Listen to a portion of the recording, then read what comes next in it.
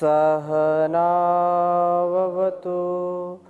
सहनौ भुनक्तु सह वीर्यङ्करवावहै तेजस्विनावधीतमस्तु मा विद्विषावहै। ओम शांति शांति शांति। गीता सार की इस कक्षा में आप सभी का पुनः हृदय की गहराइयों से हार्दिक स्वागत है, अभिनंदन है। गीता सार के स्वाध्याय में हम श्रीमद् भगवद गीता के 18वें अध्याय का स्वाध्याय कर रहे हैं और संपूर्णता से जितना भगवान ने उपदेश किया है उस उपदेश को अर्जुन को सुनाया है। यद्यपि अर्जुन या भगवान श्री कृष्ण का जो संवाद है श्रीमद् भगवद गीता के रूप में जिसको हम पढ़ते हैं वो सार्वभौमिक है। सार्वभौमिकता के साथ साथ वह हम सबके लिए है। हमारे जीवन में हर पल हर क्षण ऐसी समस्याएं आकर के खड़ी हो जाती हैं जहाँ पर हम धराशायी हो जाते हैं, जहाँ पर हमारा जान बिल्कुल काम नहीं करता है और किम कर्तव्य विमूढ़ हो जाते हैं।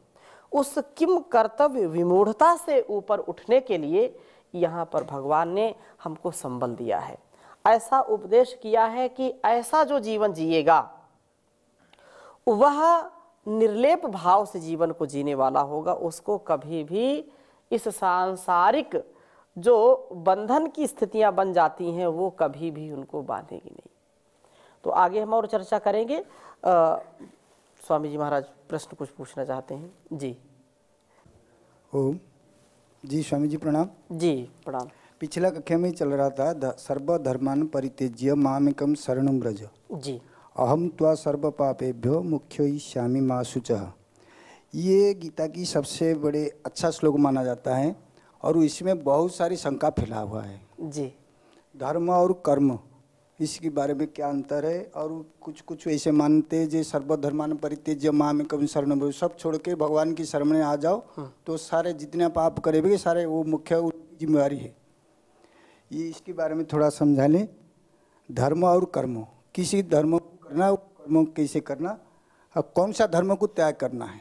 सर्वधर्मान परित्यज्य लिखा है तो क्या त्याग करके हमें भगवान की शरण में आए। बहुत सुंदर प्रश्न है स्वामी जी का। सर्वधर्मान परित्यज्य, तो यहाँ पर ये हमको समझना चाहिए। एक तो सबसे पहली बात जो धर्म की बात है, धर्म का मर्म ये है कि जो भी हमारा कर्तव्य कर्म है, कर्तव्य कर्म क्या है? कर्तव्य कर्म ये है कि जिस परम पिता परमेश्वर की व्यवस्था, उसकी जो कर्मफल व्यवस्था है उसके अनुसार हमको ये मानव का जीवन मिला है। तो मानव जीवन का जो चरम उद्देश्य है उसका हमको हर पल हर क्षण ध्यान रखते हुए अपने मन वाणी व्यवहार से शरीर से वैसा अनुष्ठान करना, कोई कुचेष्टा ना करना जिससे आत्म कल्याण हो, जिससे धर्म अर्थ काम और मोक्ष की प्राप्ति हो। ऐसे कर्मों को सतत करते रहना। मानवीय जो स्वधर्म है उसको करना, और जो अगर फिर भी बात नहीं समझ में आ रही तो जो शास्त्र विहित कर्म है, शास्त्र में विहित कर्म है विधि और निषेध, ये करना ये नहीं करना। सत्यम वद धर्मम चर, सत्यम ब्रूयात प्रियम ब्रूयात, सत्य बोलो प्रिय बोलो। कुर्वन्यवेह कर्माणि जिजी विशेषतम समाह, कर्म करो 100 वर्ष तक भी जीने की इच्छा करो, उससे भी अधिक जीने की इच्छा करो, लेकिन कैसे? वेदानुकूल कर्म करो। तो वेदानुकूल कर्म क्या है कि जब हम उसकी विधि और निषेध को समझते हैं कि हमको इसको ऐसे करना ऐसे नहीं करना। जैसे पहले मंत्र में कहा, मैं उदाहरण केवल प्रस्तुत कर रहा हूं, पहले मंत्र में क्या कहा यजुर्वेद के 40वें अध्याय में, ईशोपनिषद का पहला मंत्र है ईशावास्यम इदम सर्वम यत किंच जगत्याम जगत, अर्थात यह सारा संसार परमपिता परमेश्वर से आच्छादित है, उसके द्वारा बसाया गया है।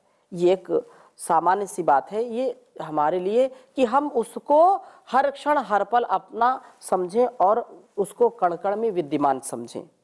पाप से बचें क्योंकि वो हर जगह मौजूद है। और कहा जगत्याम जगत, ये सारा संसार जो है परिवर्तनशील है, ये कभी भी एक रहता नहीं और ये बदलता रहता है। हमारा शरीर भी बदलता रहता है, आत्मा तो नित्य है लेकिन शरीर बदलता है। तो क्या इससे उपदेश क्या है? अहंकार मत करो शरीर का।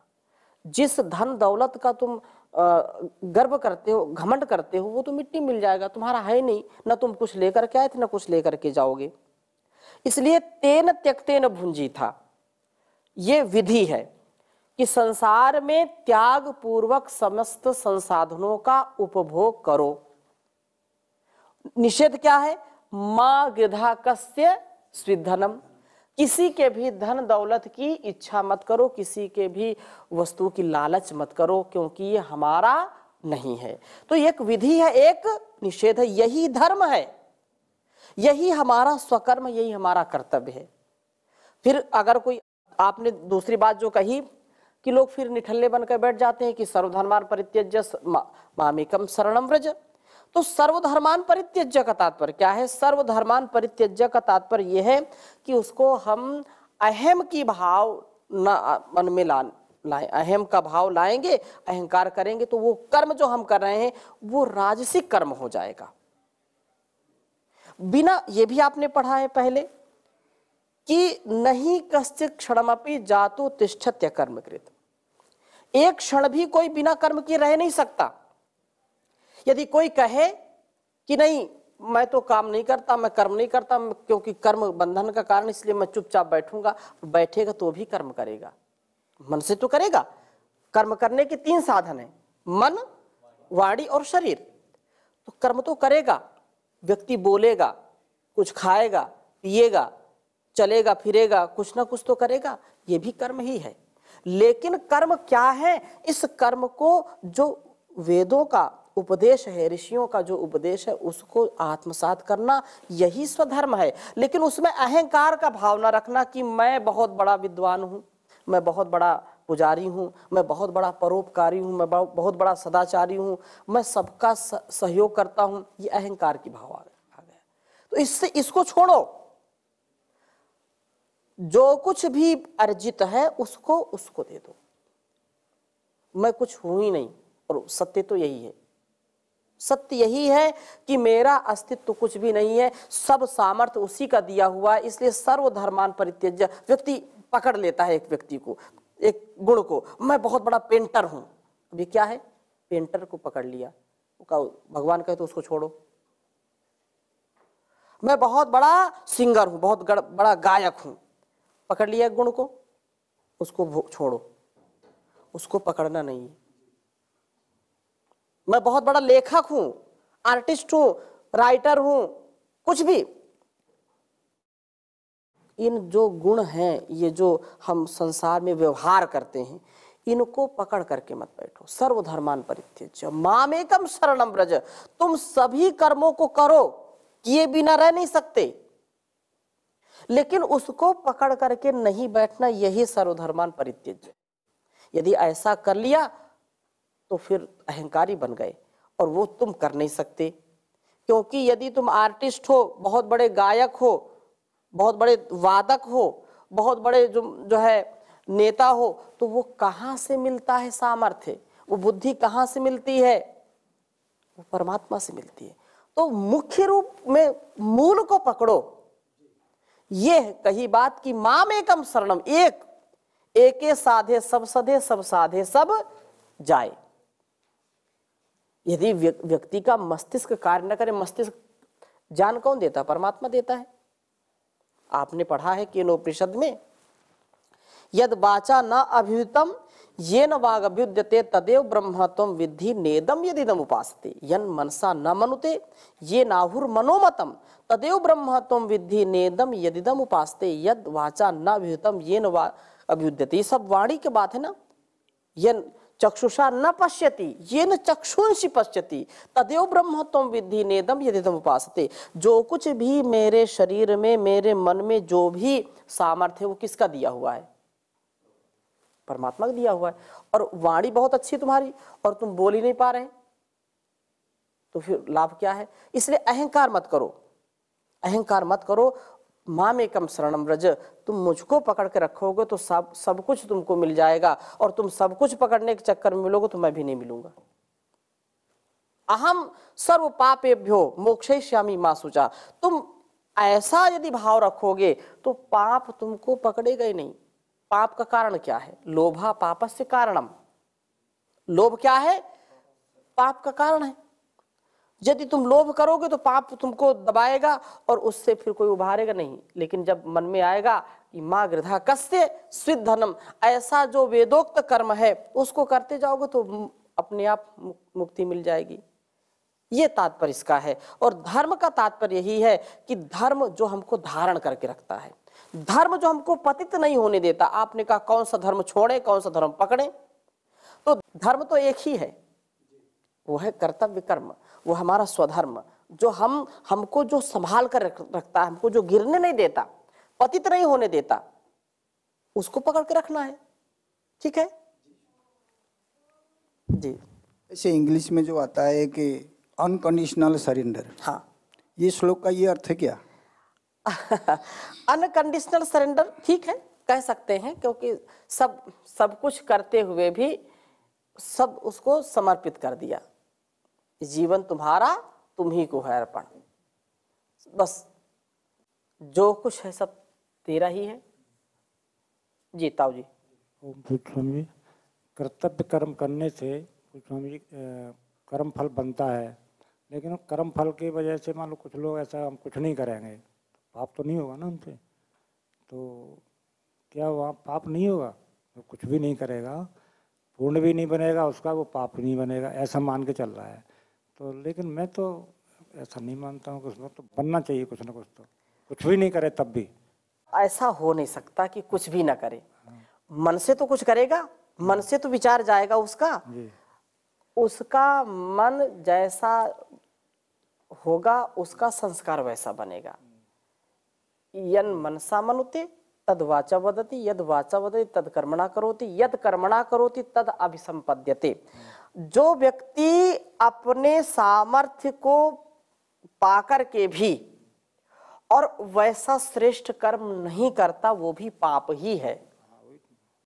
यदि वह बहुत बड़ा पहलवान है, बुद्धिमान है, प्रज्ञावान है और उसका लाभ न अपने आप को दे रहा न संसार को दे रहा, तो वो पाप कमा रहा है, वो पाप बनता है। जी जी। और दूसरा ये स्वामी जी कि जैसे कर्तव्य करना चाहिए कि उससे किसी को हानि नहीं होनी चाहिए, लेकिन फिर भी लोग दुखी होते हैं, परेशान होते हैं उससे। जैसे परम पूज्य महाराज श्री है, परम पूज्य आचार्य श्री है, सबके लिए उपकार के लिए कार्य कर रहे हैं, लेकिन बहुत से लोग दुखी हैं, तो उसमें क्या कहना है? बिल्कुल सत्य बात आप कह रहे हैं।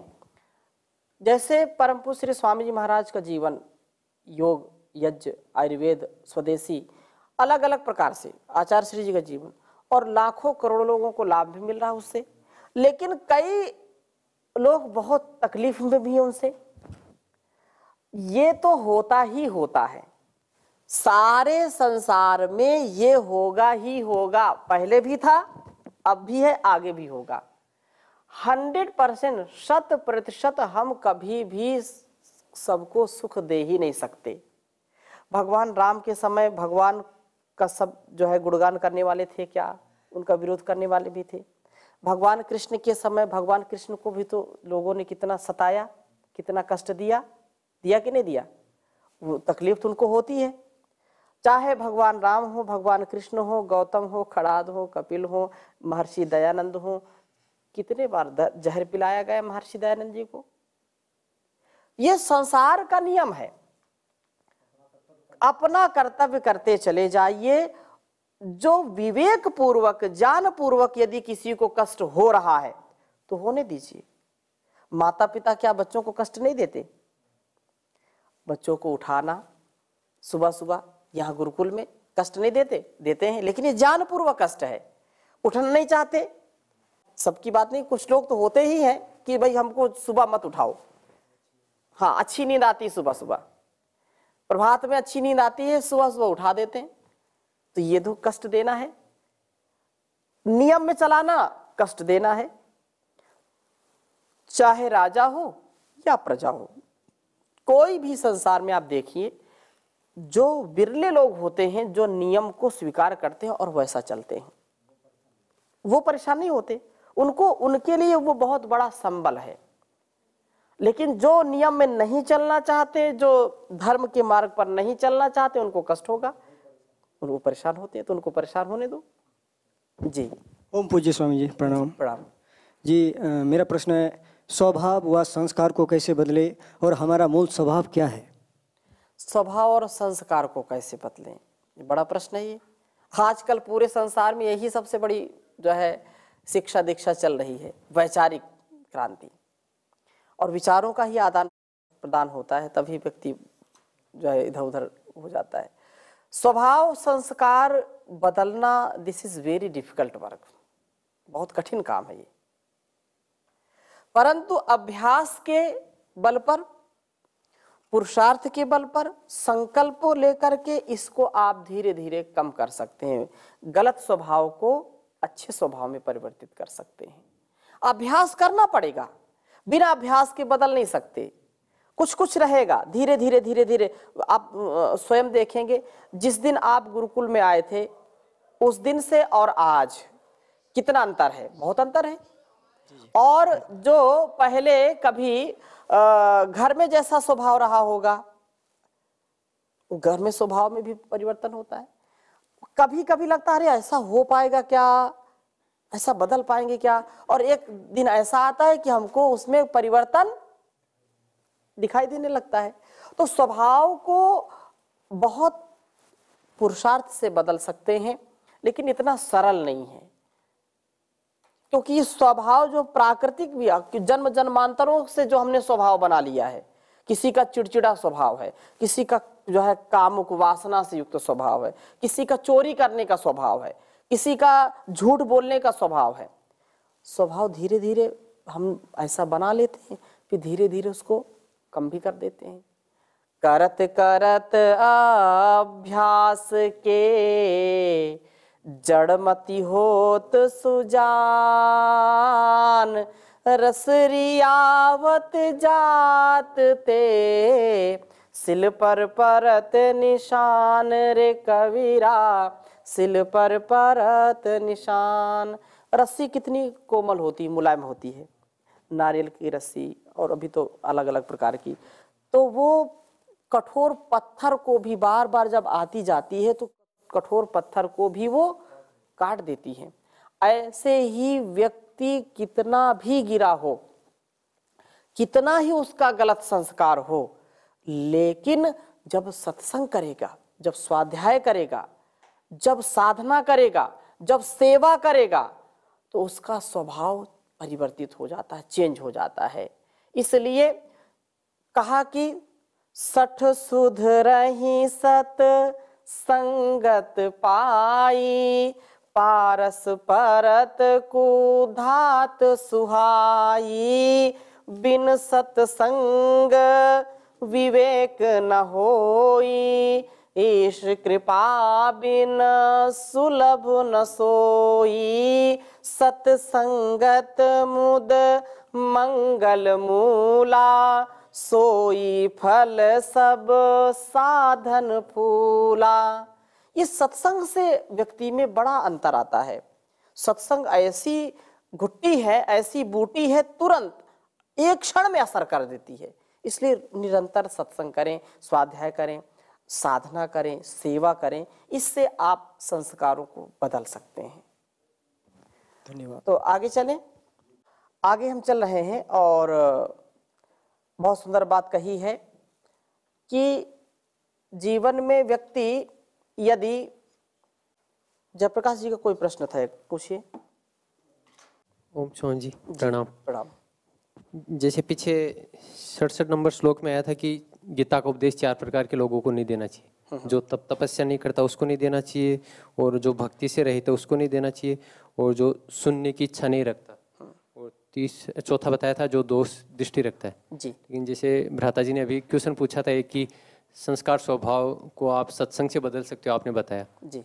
तो जो सुनने की इच्छा नहीं है तो उसको देना चाहिए नहीं देना चाहिए, जैसे इसमें ये मना बात बिल्कुल सत्य है कि कोई सुनना ही नहीं चाहता है, उसको ज्ञान कहाँ से मिलेगा? कोई सुनना ही नहीं चाहता। एक व्यक्ति है वो सोया नहीं है, ठीक है ना, और एक व्यक्ति सोया हुआ है। जो सोया है उसको आप जगाएंगे जल्दी जाग जाएगा, ठीक है ना, और जो सोने का नाटक कर रहा है उसको कितना भी आप जगाएं वो जगेगा ही नहीं। कहने का आशय क्या है कि जो व्यक्ति सुनेगा तो गुनेगा, सुनेगा वैसा जीवन में फिर उतारने का प्रयास करेगा। और एक सुनना ही नहीं चाहता है, जबरदस्ती आप उसको सुना रहे हैं, तो जबरदस्ती बलपूर्वक इसको आप सुना नहीं सकते, क्योंकि आपके पास तो बैठा है सुन रहा है, लेकिन उसका मन कहीं दूसरे स्थान पर लगा है। आपके पास वो पैरामीटर नहीं है, वो कोई नापनी नहीं है कि इसका मन यहां लगा है कि कहीं लगा बाहर। प्रेजेंट बॉडी एब्सेंट माइंड, ठीक है। तो ऐसे व्यक्ति को आप सुना करके भी कितनी ही वो कक्षाएं करे, कितना भी सत्संग करे, लेकिन वो सुनना ही नहीं चाहता। मन में कुछ दूसरा चिंतन चलता है, कक्षा में बैठ करके वो दूसरी दुनिया में रहता है। तो ऐसे व्यक्ति को क्या कर सकते हैं? कभी कुछ नहीं कर सकते। और एक व्यक्ति ऐसा है कि पहली बार आया सत्संग में, पहली बार कक्षा में आया और उसने 2 शब्द सुन लिए, तो उन 2 शब्दों को सुन करके उसका जीवन बदल गया। और एक रोज सत्संग कर रहा है, उसको कोई परिवर्तन नहीं आया, बदलाव ही नहीं आया। तो कारण क्या है? कारण यही है कि एक ने सुनना चाहा, जानना चाहा और उसको जीना चाहा, तो उसके परिवर्तन आ गया। एक व्यक्ति ये कि मरते क्या ना करते, मजबूरी के नाम महात्मा गांधी जबरदस्ती बैठे हुए बांधे हुए, तो ऐसा व्यक्ति कभी भी कल्याण को प्राप्त नहीं होता और दूसरों के लिए भी वो हीन बन जाता है, हीन आदर्श बन जाता है। हीन आदर्श का मतलब क्या है कि व्यक्ति सत्संग बराबर सुन रहा है, लेकिन उसके वाणी व्यवहार में परिवर्तन नहीं आ रहा है, आचरण में परिवर्तन नहीं आ रहा है। और एक व्यक्ति एक बार गया और उसके जीवन में पूरा परिवर्तन आ गया, वो ऐसा जीने लगा। तो जो लोग बाहर के लोग देखते हैं, अरे ये तो रोज सत्संग में जाता है, अगर सत्संग में बैठने से भी ऐसा स्वभाव होता तो ऐसे सत्संग में हम क्यों जाएं, ठीक है। तो लोगों का सत्संग से विश्वास उठता है, शास्त्रों से विश्वास उठता है कि एक अध्यात्म में जीवन जीने वाले का जीवन ऐसा बदतर है, झूठ बोलना, चोरी करना, छल करना, तो हम उससे तो अच्छे हम ही कि हम कुछ भी नहीं पढ़ते लिखते नहीं, आराम से जीवन जी रहे हैं। यही हुआ हमारे देश में कि जिन लोगों को ये जिम्मेदारी दी गई, जिन लोगों ने जिम्मेदारी ली, अध्यात्म के जो ठेकेदार बन गए, उनके जीवन में कोई परिवर्तन नहीं। और दूसरों को उपदेश पर उपदेश कुशल बहु तेरे। तो इस दृष्टि से हमको संभल करके कार्य करना चाहिए। हम जो कर सकते हैं श्रेष्ठ, उसको करने का प्रयत्न करें, जीवन में उतारने का उसको प्रयत्न करें। एकः शब्दः सम्यक जाता, और उसको आचरण में लाना। सुप्रयुक्तः, एक शब्द को समझ लिया, जान लिया, सुप्रयुक्तः स्वर्गे लोके कामधुक् भवति। वह एक शब्द ही हमको स्वर्ग तक पहुंचा देता है। तो आगे चलते हैं और कहा कि 69वां श्लोक देखिए, ना चा तस्मान् मनुष्येषु कश्चिन में प्रिय कृतमः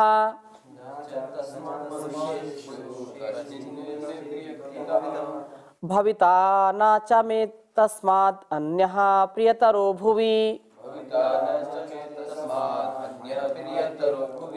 न च तस्मान् मनुष्येषु कश्चिन में प्रिय कृतमः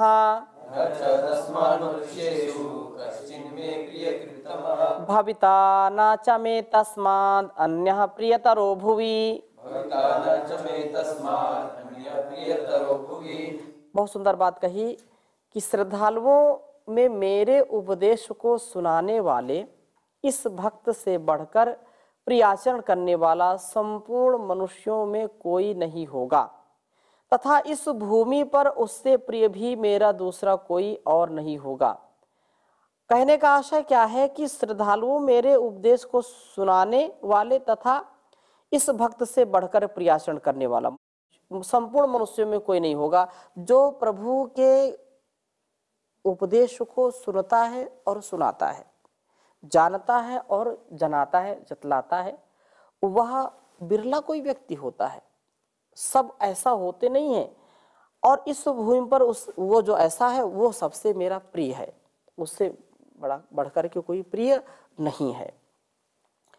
कल ही किसी ने प्रश्न पूछा कि जो लोग ईश्वर का प्रियाचरण करते हैं तो वो विद्वान नहीं अक्सर देखे जाते, और जो बहुत विद्वान होते हैं वो ईश्वर के इतने भक्त नहीं देखे जाते। किसी ने कहा बिरला कोई व्यक्ति है, लाखों करोड़ों में एक व्यक्ति होता है जो शास्त्रों का भी संपूर्ण ज्ञान रखता है, उपदेश को भी जानता समझता है और उसको जीता ईश्वर का पूर्ण भक्त होता है। और एक व्यक्ति ऐसा होता है जो जानता तो बहुत है लेकिन मानता नहीं है। चारों वेदों का ज्ञान उसको है लेकिन उसको जानता वो नहीं है, उसका रस नहीं जानता। ऐसे हम जीवन को जीने वाले बने, हमारा जीवन श्रेष्ठ बने, इसके लिए परंपरा की रक्षा के लिए तथा इस उपदेश के प्रति अभिमुख करने के लिए इसके अध्ययन की फलश्रुति का कथन यहाँ पर 17वें श्लोक में करते हैं। इसकी चर्चा हम अगले कक्षा में करेंगे। अभी यहीं पर विराम देते हैं। ओम शांति शांति शांति।